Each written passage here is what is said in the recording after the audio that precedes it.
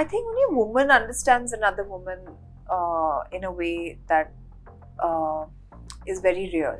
She listened to us a little more than probably male director would on a set. Like, my father's always been the kind of man who says that you have to prove yourself, because that he's grown up like that. The main reasons I got very attracted to the character is because she's emoting through her emotions, and there are fewer dialogues, and there was a lot to be said. My entire 20s went in work.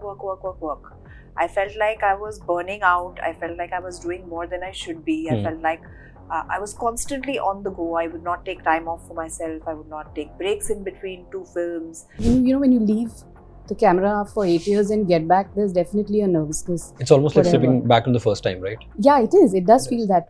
You know, it makes me very happy when a good film comes out and somebody asks my recommendation and asks hero kaun hai, and I can say the name of two women.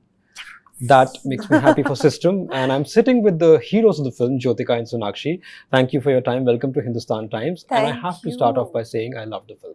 Thank you so much. When this happens in a crowded environment, when films are coming dime a dozen and you like something, particularly people like us who watch everything, it makes me non-jaded. So thank you for that. Thank you for giving us something which touches us. I'm so happy to hear that. Firstly, thank you for that introduction. Please. I just want to say that before he started the interview, he said, I love the film. And that's such a good sign for us. And I really appreciate it. You know, the film is called System. Yes. It talks about everything from the inequities to the loopholes and everything. When you were reading and when you were acting, this is for the both of you, was there a point that made you angry as actors, as citizens, not merely as characters? Yeah, there were a couple.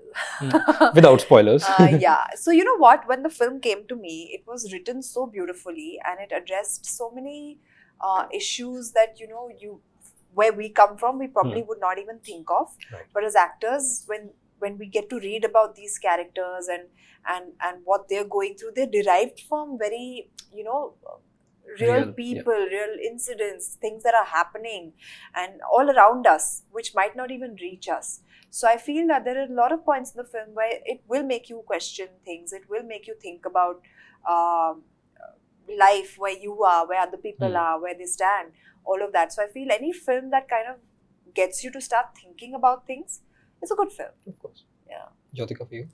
So my character represents the common man in the film. So for me, every part of the film felt so justified. Yeah. And for me, it was there is an anger every time when you even sense that power can define justice. So it was like a feeling constantly underlining the sort entire of bubbling script. under. Yeah. And that shows in your performance too. Thank you. I'm missing the third woman here, Ashwini, who molds such beautiful stories. And I want to ask you, if it hasn't been asked before in another interview, I hope. It has been asked about how women directors portray women. I want to ask specifics of what a female director brings, the gaze that she brings to a female character that a male director can't, because you've worked with both now. What is it like working with a female director differently? I think only a woman understands another woman in a way that is very real. So I feel I've always had a great experience working with women directors. I in fact prefer it, if anything. Because they approach it with a very different sensibility, with a lot of sensitivity and vulnerability. Yes. So I feel that is really, really important to especially bring out characters like this who in themselves are so flawed, so human, so real, so vulnerable. And they don't, female directors don't make these things as weaknesses, which a lot of male writers do. Because it's human. It's human, yeah. You're so right, that's bang on. Yeah. So I think it's amazing. And also the fact that these two women are so different from each other, but at the end of the day, at the core, they're just human. Yeah. Jyotika, anything to add to that? Yeah, I mean, it's always comfortable. And she listened to us a little more than probably male director would on a set. Right. And I that felt that even still happens. I mean, there's a more connect, right, with your own gender and your process of thinking rather. It connects more. And I also feel like a lot of intimate scenes were shot very respectfully. She shot them like the way she would also want to see it, and we would want to see ourselves on screen.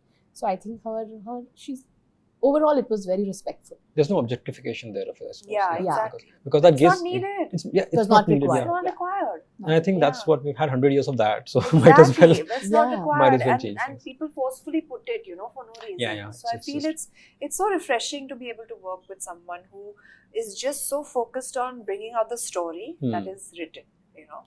Talking about your character in particular, it must be, it's what I feel is she's so real, because I've met lawyers like that in Delhi, Bombay, everywhere, but Delhi, since it's my city, so I can talk about that.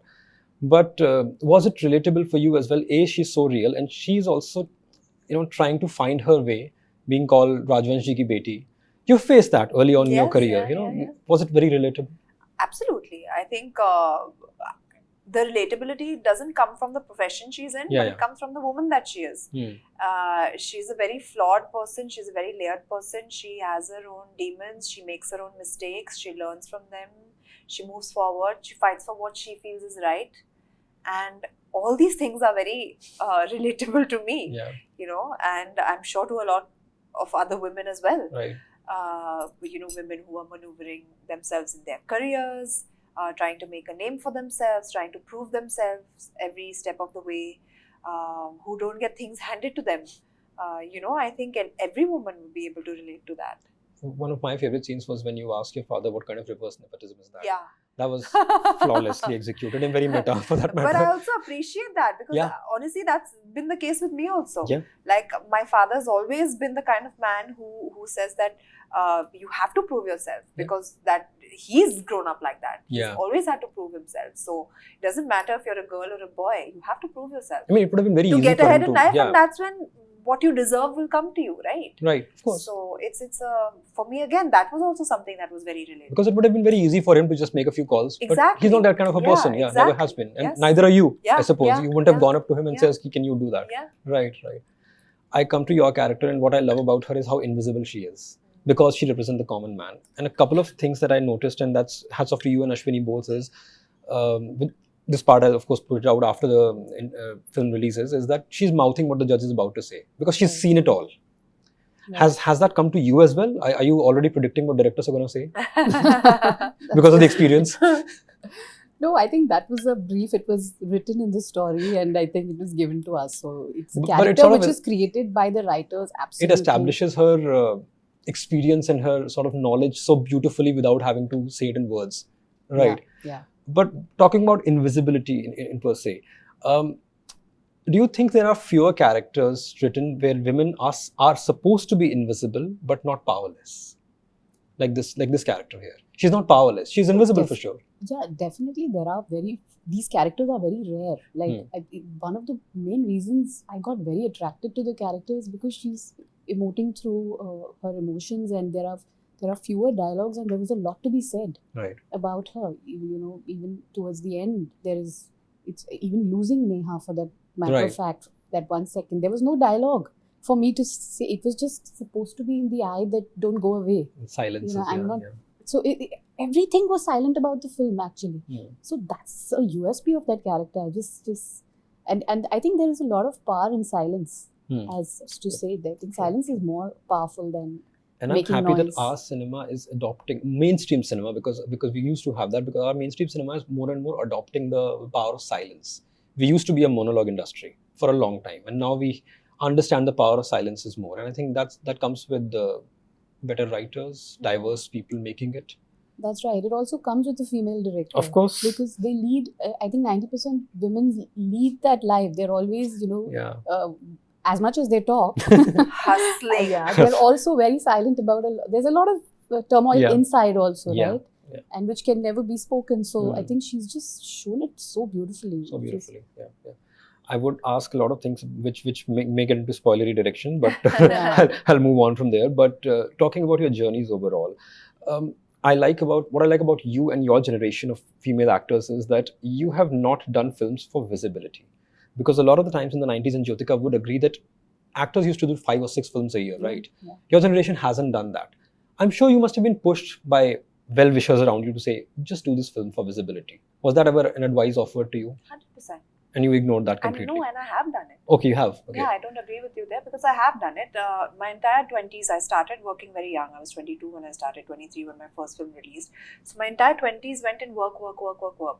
I felt like I was burning out. I felt like I was doing more than I should be. I felt like I was constantly on the go. I would not take time off for myself. I would not take breaks in between two films. I would go from one set to the other. I used to do double shifts at one point of time. So my entire 20s went in that. And then came a point where I turned 30 and I was like, you know what? I need to make time for myself. And that will help me improve as an actor as well as a person. Yeah. And I think that's when I started making certain changes into my life. My whole trajectory, my whole direction changed in the way I approach my work, in the kind of work that I do, the kind of films that I choose, and the kind of the life I have outside of my work. Right. You know, and I think that's very, very important. And again, you learn. It doesn't come to you automatically. At that point of time, I felt this is the way to go. Yeah. Wow, I'm like killing it. Because I'm there's doing so also much a work. fear of losing out, right? If you're not doing that, then It was also for me. It was a sense of I've lived a very protected life. So for me, that was me seeing the world. right. You know, Right. so Makes I sense. enjoyed it while I did it. Makes sense. But then you reach a point where you're like, you know what? There's more to life than just work. So I feel it was a whole journey where I learned along the way, and now I'm in a place where I'm very, very happy and comfortable. That's more important than anything else. Yeah. You can relate to that. Yeah, completely. Yeah, because We're on the same. same page. And you quit at a very, like, what do you call today? You will call an early age, right? When you took that break and then came back. Once you returned, How the world long had was this break? 8 years. 8 years. Really? Yeah, 27 to 35. Wow. I had kids and then, Oh my and then God, again I'm 4 years in COVID. Oh God, yeah. I just took a break. But was there ever a fear, apprehension, nervousness that the world has changed, the world of cinema has changed? How will I fit in? Or was it like Definitely there was. There was? There was. So at the point when I entered back in Tamil films, for that 8 years, there were not many female-led films made. So I think myself and Nayantara, there were two films. She did a film called Maya, and I did a film called At the Age of 36. Right. So both these films ran actually, and it was after quite a gap that these films came, and then again, of course, it started. So of course, when you leave the camera for 8 years and get back, there's definitely a nervousness. It's almost like slipping back on the first time, right? Yeah, it is. It does feel that way. And Tamil has always been a language I have to constantly learn and speak my lines. And when we headline those films, it's only us headlining them because there is no budget for anyone else. So, it's a lot of work. Oh. So, but when did that go away, that nervousness? Or is it still with there? the film, the the one first film. Yeah, it was an icebreaker. That's so amazing. Yeah, I didn't know the 8-year break, Wow. And like at 27, huh? Yeah, Wow. 27 to 35. No, but thank you for the time and all the best for system. I don't feel the need to say all the best because I don't think this film needs it. Thank you for the time once Anyway, again. we will take And it. I will say congratulations for the film. Thank you so much. Thank Thank you. you. This And was a thank you lovely for interview. Yeah. Thank you. Acknowledging So us, nice. the heroes of the film. Yes. You are, you truly are. Thank you so much. Someone needed to acknowledge that 30 years ago.